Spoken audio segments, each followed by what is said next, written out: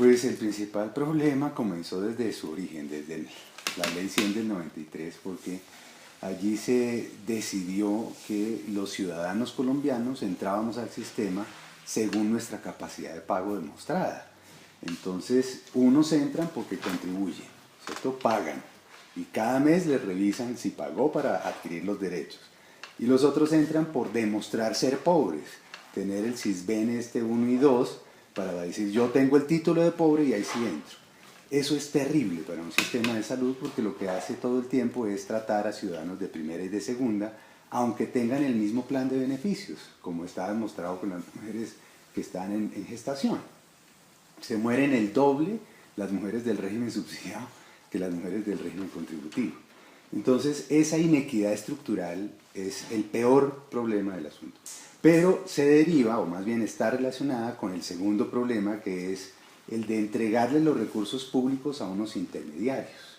Unas personas, unas empresas que supuestamente iban a hacer la articulación entre los recursos públicos y los prestadores. Se llaman EPS en los dos regímenes.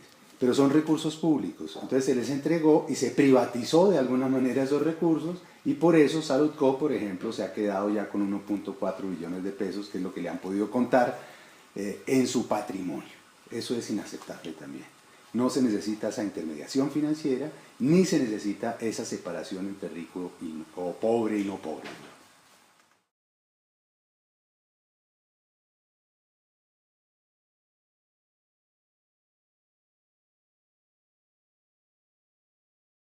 Claro que no lo soluciona, al contrario.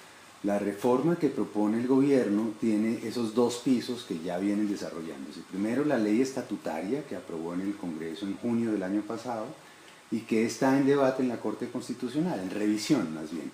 El próximo jueves 10 de abril hay una audiencia pública que revisa la constitucionalidad, o por lo menos recoge de los distintos actores su concepto sobre el asunto.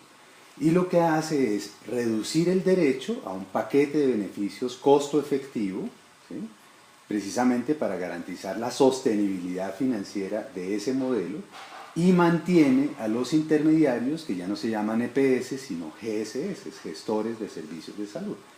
Ahora, en el proyecto de ley ordinaria, entonces el gobierno dice, para lograr eso yo necesito integrar los fondos en un banco que es empresa social y comercial del Estado, de derecho privado, y hacerle una cuenta, una reserva, una cuenta específica a cada uno de los gestores por las UPCs de sus afiliados, e irles pagando de a poquito. O sea, eso lo llaman alineación de incentivos, ¿sí?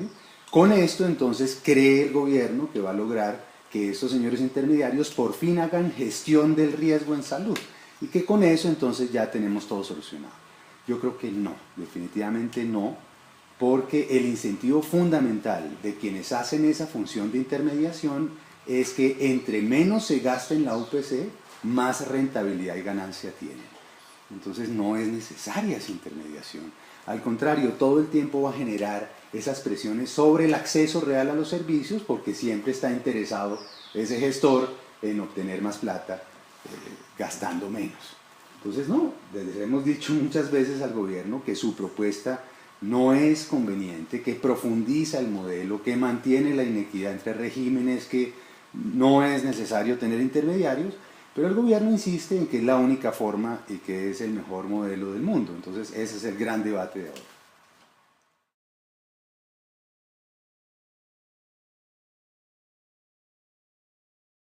Pues digamos que ellos siempre van a presentar las fortalezas. Yo creo que lo único que puede uno considerar como interesante es el hecho de hacer una confluencia de los recursos públicos de cotización, los parafiscales más los fiscales. Pero ese elemento, que es una cosa muy interesante de solidaridad interna del sistema, con el mecanismo de privatización, ¿sí?, tiene unas cosas muy perversas, y es que Saludco, por ejemplo, se va a liberar de todos los procesos que tiene con Contraloría, Fiscalía, etcétera, porque si la ley se aprueba, pues los recursos tanto de las EPS como de las GSS legalmente serían simplemente recursos de operación, ingresos de operación, y no recursos públicos con cuentas de destinación específica, cuentas de orden se llama eso, que es lo que tiene a Palacino a puertas de la cárcel. Entonces lo liberamos, muy bien. Entonces lo que hacemos es una legalización de algo muy perverso. No, le hemos dicho al gobierno, hombre, considere otras opciones, y efectivamente en una comisión de seguimiento de la sentencia T760 y de reforma del sistema, elaboramos un proyecto de ley estatutaria ampliando el concepto de derecho a la salud, que sea mucho más integral, más de vida saludable, etc.